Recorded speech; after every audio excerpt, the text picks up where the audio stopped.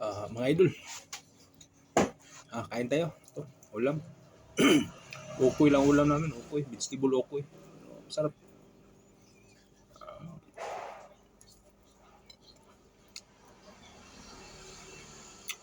Tis-tis lang muna tayo kasi hindi naman tayo anak ng ano eh. Buti yung anak tayo ng politiko. Mga nipo bibis tayo. Kasi yung kinakain nila sa araw-araw, sarap. Pero, galing pala sa kaban ng bayan yung mga pinapakain nila sa pamilya nila. Kakapal na mukha. Mga anak sa buho, putok sa buho. Kung ako sa inyo, kung kayo yung mga anak ng mga politikong kawatan, dapat mahiya na kayo na yung pinapakain ninyo ng mga magulang nyo, ano lang, galing sa nakaw, galing sa kaban ng bayan, galing sa buwis ng mga tao na lumalaban ng patas araw-araw. Samantala kayo, nabubuhay kayo sa yaman ng hindi naman sa inyo. Naputok sa buho kayo.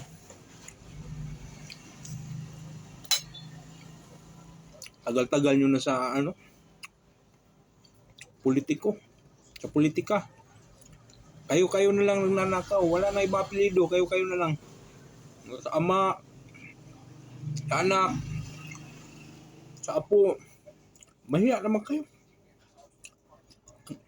Ang gaganda-ganda na ng mga buhay nyo, tapos ngayon, hanggang ngayon, magnanakaw pa rin kayo. Kapal na mukha nyo. Dami-daming taong naghihirap. Inuluklo kayo sa pwesto niyan para hindi magnakaw. Para tulungan yung mga tao masinso. Tulungan yung bayan natin. Hindi yung nagmamalabis kayo. Mga hayop kayo.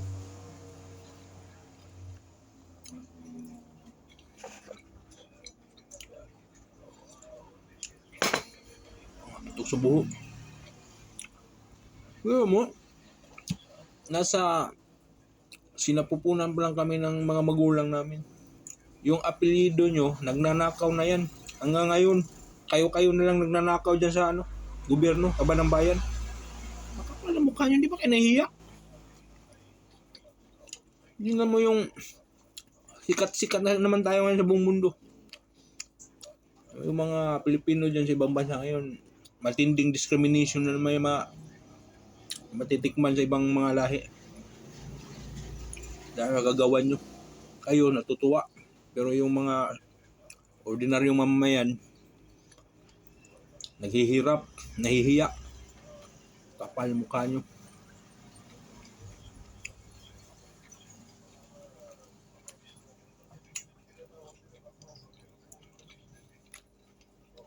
Dami-daming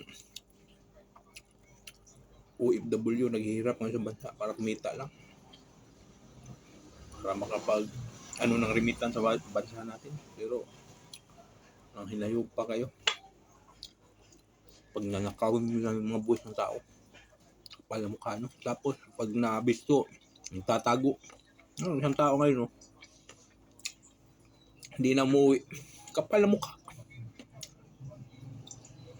Ilang bilyon nang nanakaw sa putok sa buho na yun. Tapos ngayon, nagtatago na lang. Ayaw humarap. Kapal na mukha mo.